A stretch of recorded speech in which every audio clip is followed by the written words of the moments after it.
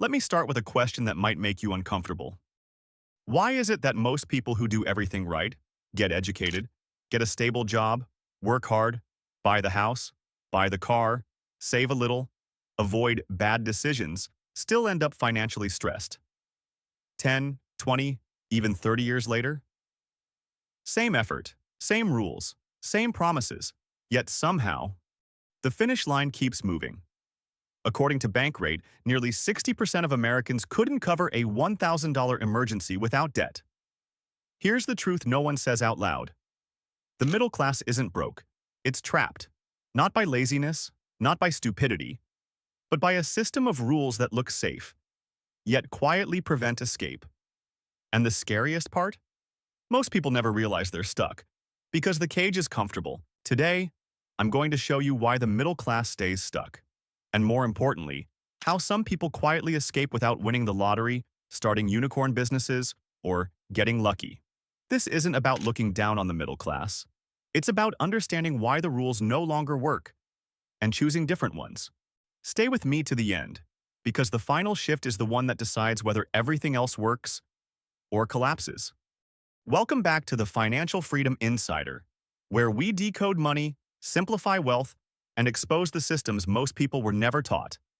If you want more content like this, hit subscribe, turn on notifications, and let's get into it. The middle class isn't failing.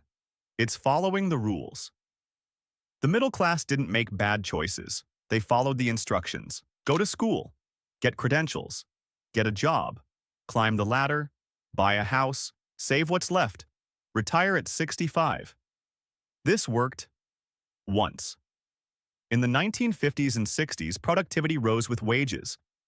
Housing was affordable, pensions existed, healthcare costs were manageable.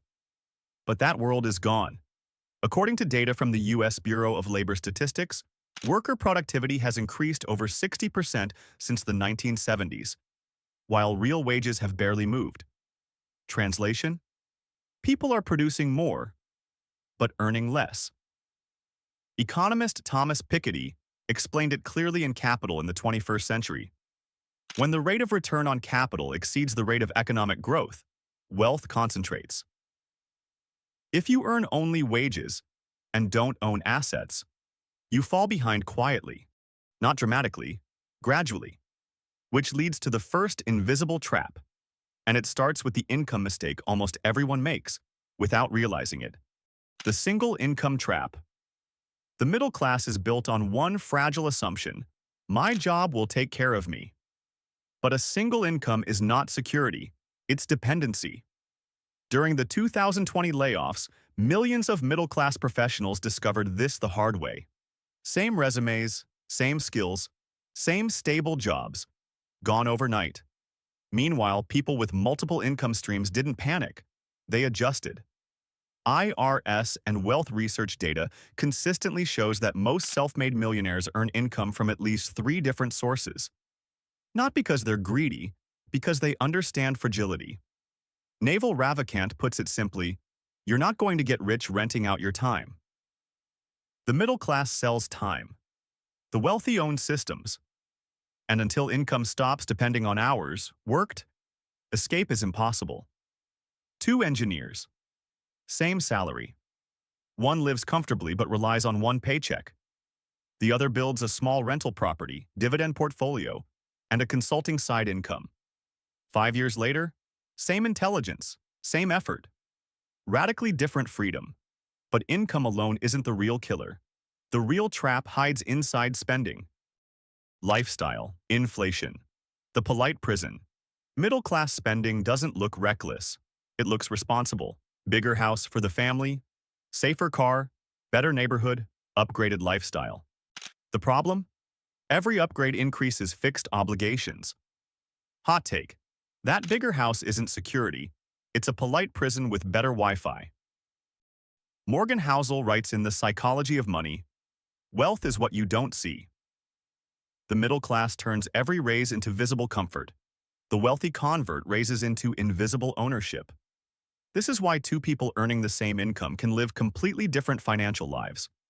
One buys status, the other buys time. And here's the brutal truth. Most middle-class people don't lack money. They lack slack.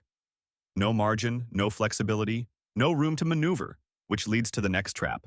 And this one feels smart until it slowly bleeds you dry. Debt used for comfort, not control. Debt isn't evil.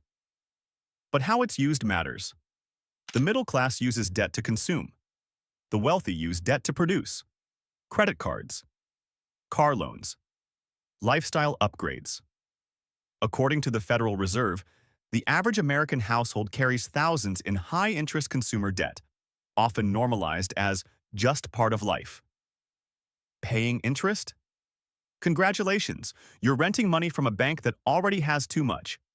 Dave Ramsey says, the borrower is slave to the lender.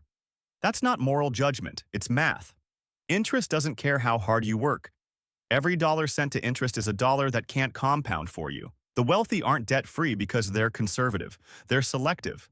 They avoid debt that steals future freedom. But even if you fix debt and spending, most people still never escape. Why? Because of how they save. Saving is not the same as building wealth. The middle class is taught, save money, be responsible. And they do. But saving alone doesn't create wealth. It preserves purchasing power, and sometimes not even that. With inflation averaging 2 to 3% long-term, idle cash quietly loses value. Ray Dalio explains, cash is trash over long periods. The wealthy don't hoard money, they deploy it. Businesses, index funds, real estate, equity. This doesn't require genius, it requires ownership. The middle class delays investing until they feel ready. The wealthy invest early and let time do the work. One nurse invested $150 monthly automatically into an index fund. No timing, no expertise, no hustle. 30 years later, 7 figures. Not brilliance. Consistency. But there's one final reason escape is rare. And it has nothing to do with money. The identity trap. Most people don't fail financially. They identify as middle class. I'm not the kind of person who invests. I'm not a business person. Money isn't my thing.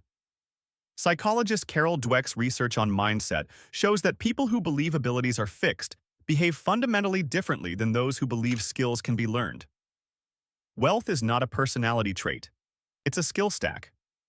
The moment someone stops seeing themselves as just getting by, their decisions change. Quietly, gradually, permanently. How people quietly escape. There's no flash to it. No flexing, no overnight success stories, and definitely no lottery wins. The people who actually escape do it quietly. They do a few simple things differently. First, they don't rely on one source of income. They understand a single paycheck is fragile. One company decision, one recession, one bad quarter, and everything breaks. So instead of asking, how can I earn more at my job? They ask, how can I get paid from more than one direction? They start small, using skills they already have to build simple cash flow streams. Not all at once. One engine at a time. A freelance skill. A small online business. Rental income, dividends, digital products. The goal isn't to work more hours. It's to reduce dependence. When one income slows down, another keeps moving. That's how stress disappears quietly. Second, they keep fixed expenses intentionally low. This is where most people sabotage themselves. As income goes up, their obligations go up with it. Bigger rent, bigger car payment, more subscriptions, more monthly pressure. People who escape do the opposite. They lock their lifestyle below their income. On purpose. Not because they're cheap, but because fixed expenses are invisible handcuffs. Low rent means flexibility. Low bills mean options. Low obligations mean breathing room. They know one rule. Every fixed expense steals future freedom. So they delay upgrades. Negotiate recurring costs. Avoid lifestyle traps that turn raises into chains. Freedom starts with what you don't commit to. Third, they use extra income to buy assets, not upgrades. When money increases, most people reward themselves immediately. New phone, better car, bigger apartment. People who escape pause. They redirect surplus income into things that pay them back. Assets before aesthetics. Ownership before comfort. They buy cash flow. Equity. Systems that send money back, even while they sleep. Upgrades feel good once. Assets pay forever. They understand something most people don't. Every upgrade pushes freedom further away. Every asset pulls it closer. So they delay pleasure, not permanently, but strategically. And fourth, they automate their wealth. This is the quiet killer feature. They don't rely on motivation or discipline or remembering to do the right thing. They remove themselves from the equation. Savings move automatically. Investments happen on schedule. Bills are handled without thought. Money flows before emotions get involved. Because emotion is expensive. Fear causes panic selling. Confidence causes overspending. Automation blocks both. Once systems are set, progress becomes boring. And boring is powerful. They don't feel rich while escaping. They don't look rich either. But month after month, year after year, the math quietly bends in their favor. James Clear explains it perfectly. You do not rise to the level of your goals. You fall to the level of your systems. Escaping the middle class isn't dramatic. It's not exciting. It's boring. And that's exactly why it works. Recap. Here's what we've covered. The middle class isn't broke. It's following old rules. One income, fragility, lifestyle, upgrades, kill flexibility, debt for comfort, delays freedom. Saving without ownership doesn't build wealth. Identity keeps people stuck. Escape is boring, automated, and intentional. Same income, different rules, different outcome. Action challenge. Here's your 7-day middle-class escape reset. Identify one asset you could start building. Automate one investment or savings action, even $25. Reduce one fixed expense. Track net worth, not just income. Learn one wealth skill. Investing, business, ownership. Stop one lifestyle upgrade. Write down your long-term freedom number. Small shifts. Massive outcomes. Here's the real question. What if your income stayed the same, but your financial identity changed? A year from now, your life could look completely different. Not because you earned more, but because you stopped playing by rules that were never designed for freedom. And in the next video, we're breaking down another set of secrets the rich use to get ahead.